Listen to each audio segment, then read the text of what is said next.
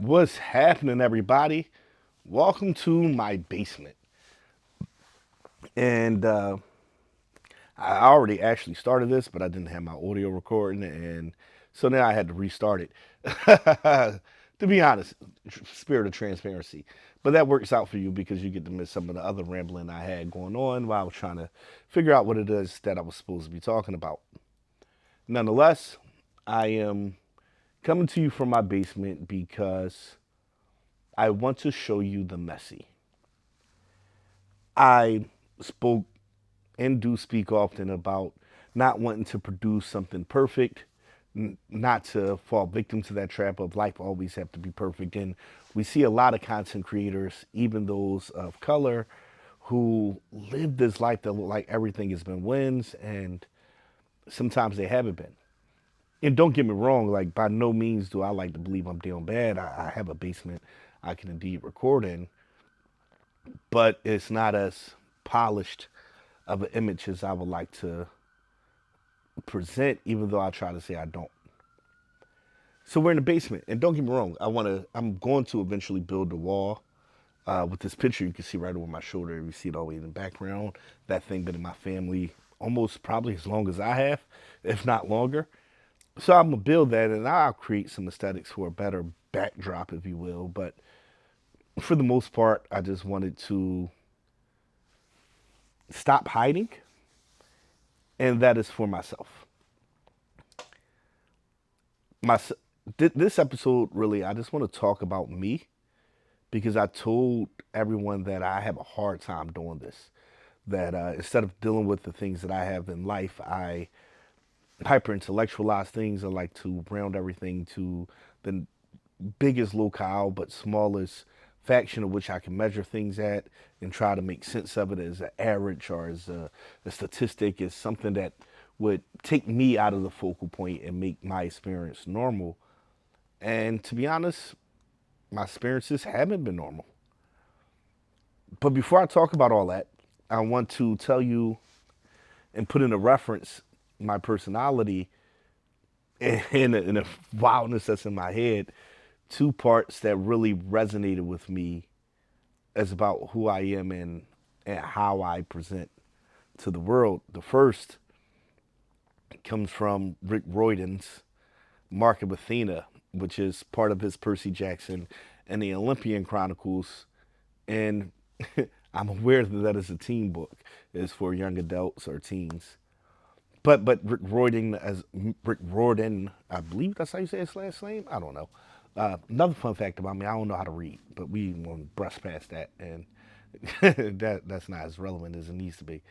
But Rick Royden, he wrote in the Mark of Athena as the protagonist, the whole trio, the squad itself actually, are heading up the eastern seaboard in the ship.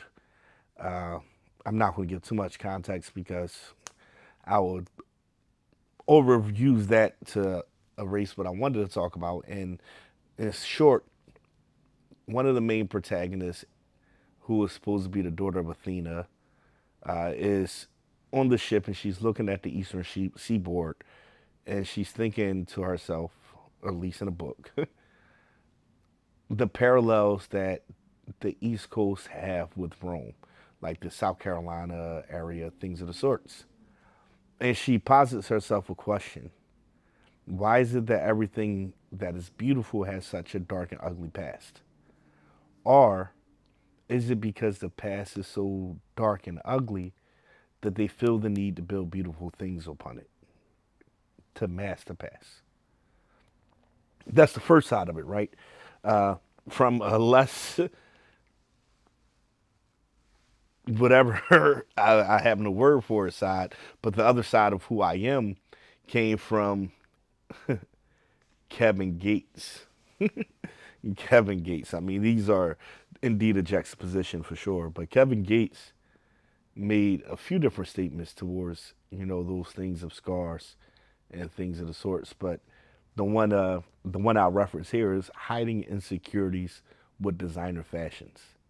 That's what Gates said, and both of those to me give the same energy that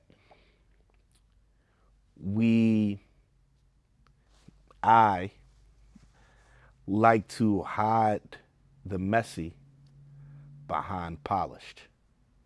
Maybe it's because of the dark history that I don't want people to see, or the insecurities I don't want people to know, that I polish it into something I think is more palatable. So there's the messy. And I think today I want to be messy on purpose. Messy on purpose. Because I often hide behind the polished. So when I said that my life wasn't normal, I know it was atypical. Growing up in North Philly, dealing with things I come to realize just yesterday that I have been to more funeral services for people who have been murdered than people who have died of natural causes. And that fact alone is bananas to me. And while I said I wasn't going to talk about everyone else, I wanted to focus on me. This is one of those times I do have to make that parallel to the rest of the society, because in the spaces I'm in, in school, and a lot of my workspace, not all of it, but some of it, in my personal environments, my personal relationships, I know of people outside of like family and people I grew up with, most people don't know that many people who have been murdered. I know a lot of people, I met a lot of people who have never met anyone who has died as a result of violence. And I know a lot of people who have never even lost a family member. Like I have some that just lost close relatives. And, between that, between military experiences, between all of it, it hasn't been normal. And I move through life as if it was. And I go to therapy every so often. I'm supposed to be in therapy now, but I have this issue with not telling my therapist, not opening up to my therapist, because, and I tell my therapist this, I'm aware of this. One, I think I'm smarter, which is pretentious a little bit to say, but I've studied this, man. I studied the therapeutical methods like CBT, basic. You got to come to me stronger with something other than CBT, or acceptance commitment therapy, like ill. And it's not to say that they don't work. Like, these are proven therapies that work. But for me, it can't work because I don't know how to open up to people and tell them how I feel. Like, again, all of these experiences seem normal to me. I was in therapy that I used givenhour.org. Shout out to givenhour.org. Uh, I was in their therapy session, and I was down on Rodeo Drive in Beverly Hills, and I was telling the therapist about things that happened to me as a kid, or in my environment, people I know that got killed very young. And she's like, wow. And I'm like, yo, like, this ain't even the hard part yet. This ain't the part that is hard for me to talk about. And that was bad. But even then, expanded upon that, I'm sure a lot of other people can understand this experience. I shared, and then nothing happened. Nothing was different. Nobody seemed to care at all. And y'all gonna have to excuse my language on this one, because I gotta be authentic and I gotta feel through this. It's like, yo, so why do it? Like, if nobody give a fuck, why do I give a fuck? Like, when I say I'm good, I'm good. Because what other choice do I have? But I reflect now in these moments about how I ended up in those positions. And again, this is a little bit of a trauma response. I understand that I blame myself a little bit more than others may blame themselves for things, but I I want to make the excuse of high functioning Asperger's is there, but that's not it. That does sometimes create these opportunities where I'm calculated, and I don't think people recognize the suffering that I have there, because I perform well in environments, and it's not because I'm good at it, but it's because I've learned through those. But I talked about it, and I'm not sure if I posted it, and I probably will if I haven't posted a lot of these different conversations I've been having. I talk about like showing up authentically in relationships, and I'm not certain if I've done that in most of them. And again, I want to make the caveat that not every relationship has to be romantic, but in all of the relationships I engage in, I do believe I lean towards desirability at a certain point in time, as opposed to authenticity or vulnerability. So I don't know if I should fault those people who have ruined my expectations. I don't know if it's their fault or if it's mine. And I'll say this, right? I'll say it. There's been very few people in my life, one, maybe two, who I believe I've been explicitly transparent with. But it wasn't in the beginning. It came throughout some time and in doses, and I'm not sure if they understood which one to balance. The me who was telling them this part that is in stark contrast to which they understood me to be, or the me who helped them gain that understanding. And I don't know to blame them because I'm not 100% certain if I know which me is the most true. Maybe both exist. I was in South Carolina recently with some family, and we went out to this little bar. It wasn't like a big bar. It wasn't a bar. It was a bar, but it was like more of a restaurant slash bar. And we were already drinking. I mean, we were drinking, and stepped out, had some drinks. My cousin partner met us, and we met this guy there. He was strange for sure, but that's not the moral of it all. Everything was cool. He was cool. Conversation was going well, and then everybody parted for a minute. So it was just me and this guy, and I don't remember how we got on the topic, but he said something that I didn't particularly appreciate, and not like assaulting to me, but I felt like it compromised my family and myself, and I ain't lose it, but I pressed Buddy in such a way, like I pressed him, like after all, I am from North, so I pressed him, and my cousin partner came and she de-escalated it, and everything was resolved. And then we leave a little bit after, but for whatever reason, I find it in my heart to go back to this bar for one reason or the other. And I'm sitting there, I have a drink, and the dude was like, "Yo, you came back?" And I was like, "Yeah, but I ain't gonna be here long. I had some other things to do." So we got to talking about like who I am and what I do in life, and I told him about like being in the PhD program, teaching, so forth and so on. And he was like, "Yo, how, bro? Like you were mean, like bro, like you just came, you were evil." And he wasn't the first person in my life to make that assessment about me. And because I'm being vulnerable to you all, I'm gonna share something that I don't share with many people. Again, very few, with more than one or two.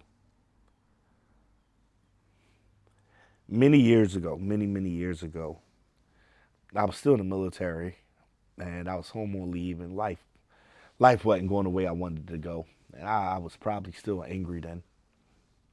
And I was on a porch drinking with my mom and a homie, and I forgot how the conversation got there, but wherever it went, boy, did I get upset. And I yelled, maybe not at my mom, but to my mom. And I was upset, and I went in the house, and I was so angry, I punched the refrigerator, and it dented the side of the refrigerator a little bit, not too much, but a little bit. Years after that, my mom explained it was that evening that she was scared of me, that she kept a hammer by her bed in case she ever had to put me down. And I'm thinking to myself, like, whoa, bro, like I would never hurt my mama. I would never hurt my mama. I don't care how mad I am. I ain't never gonna hurt her, not physically, especially.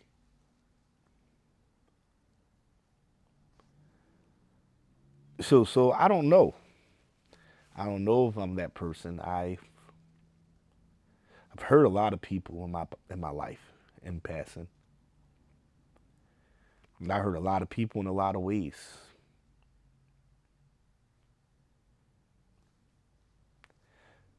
I would say such is life, but it don't have to be. Maybe I keep hurting people because I haven't been dealing with my messiness.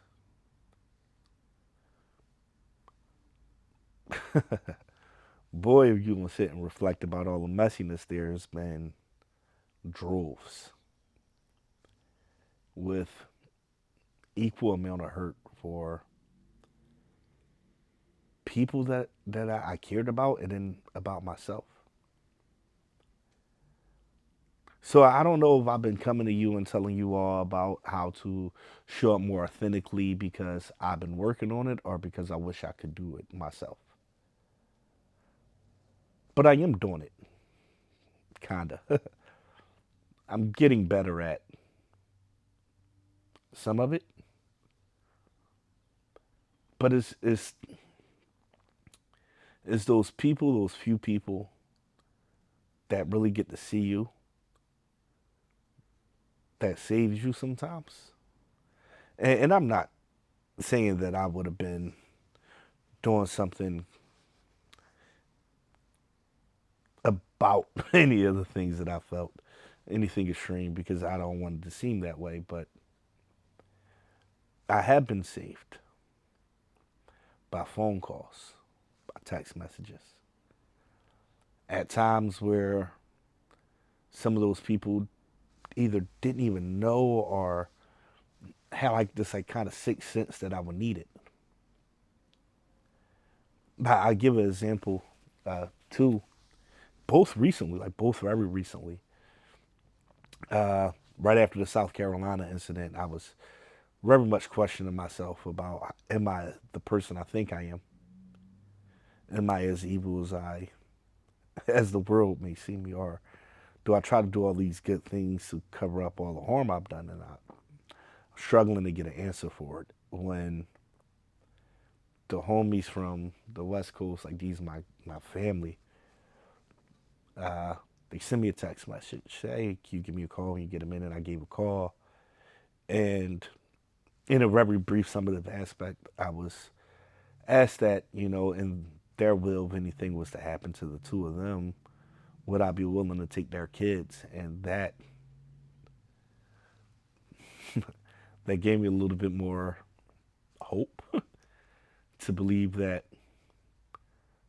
maybe even through the messiness, they're still good. It did also raise the question into me that I wonder if they knew everything about who I've been in my life.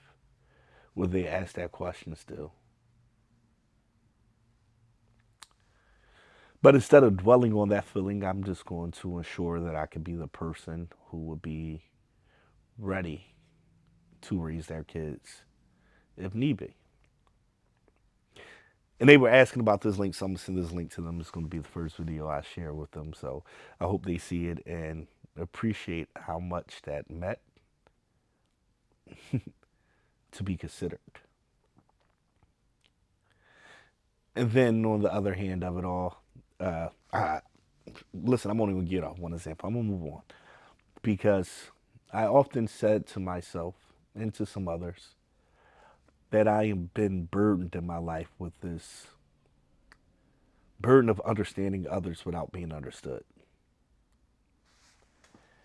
Maybe that's true.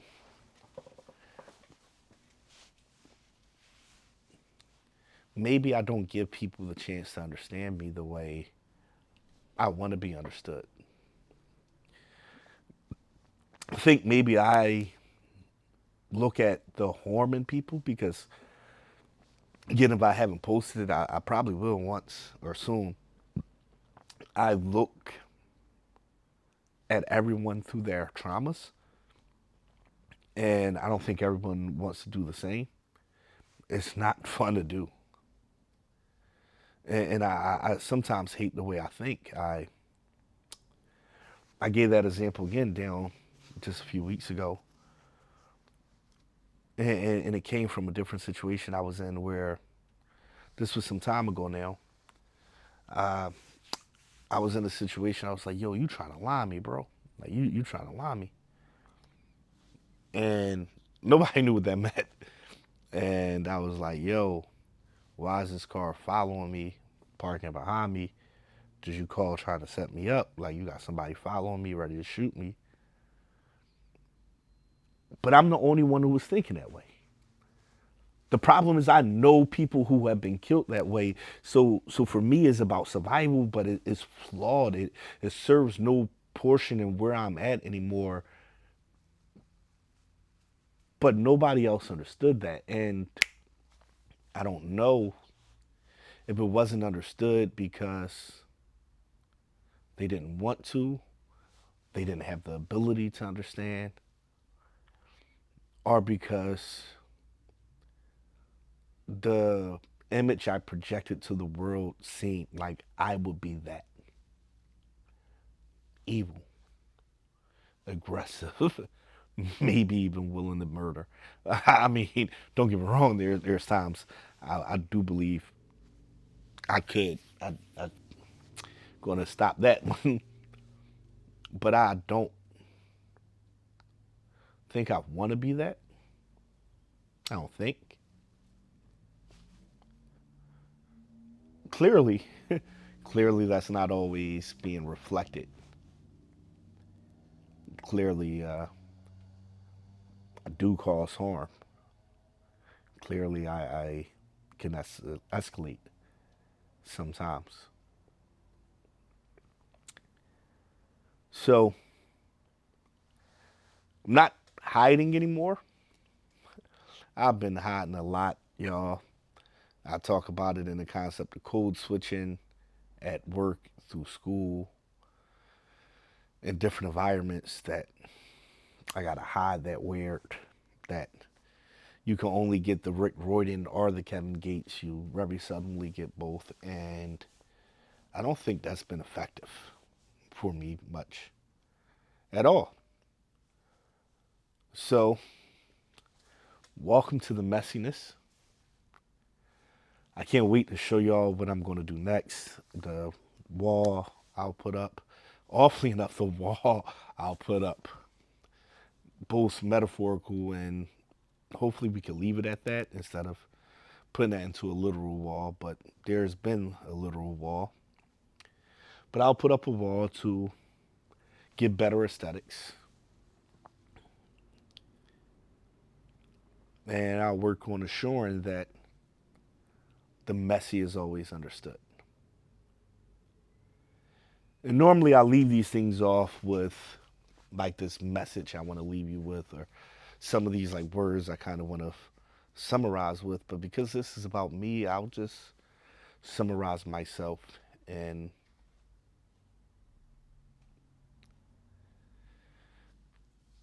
it takes a while. It takes a while to face yourself. And I'm doing that now. What that means, I don't know, but I hope this act of vulnerability and transparency serves as a catalyst for a lot of us to share the messy, to stop acting like everything is okay when it's not. And things could be worse, like things could be so much worse. But I'm not just going to say I'm good anymore when I know I'm not. I'll work on that. I'm good, but I could be better. I'm good, but I could improve these things. I'm good, but I wish you knew I'm good, but I want to tell you this. I'm good, but anything else, but I will not leave it at I'm good anymore. And I hope y'all could all listen to this and realize that maybe we should have stopped saying I'm good. Wildly enough, I'm good, y'all. I'm good because what other choice do I have to be? Can't be nothing else but good, so I'm good. But I'm gonna work on being better.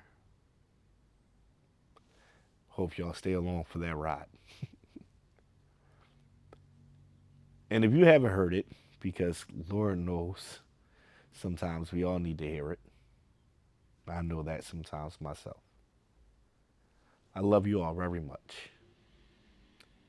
So if you like what you hear, you want to continue the conversation, do all those things that everybody else tell you to do. Share it, like it, whatever. But you don't have to. All you got to do is know I love you all very much.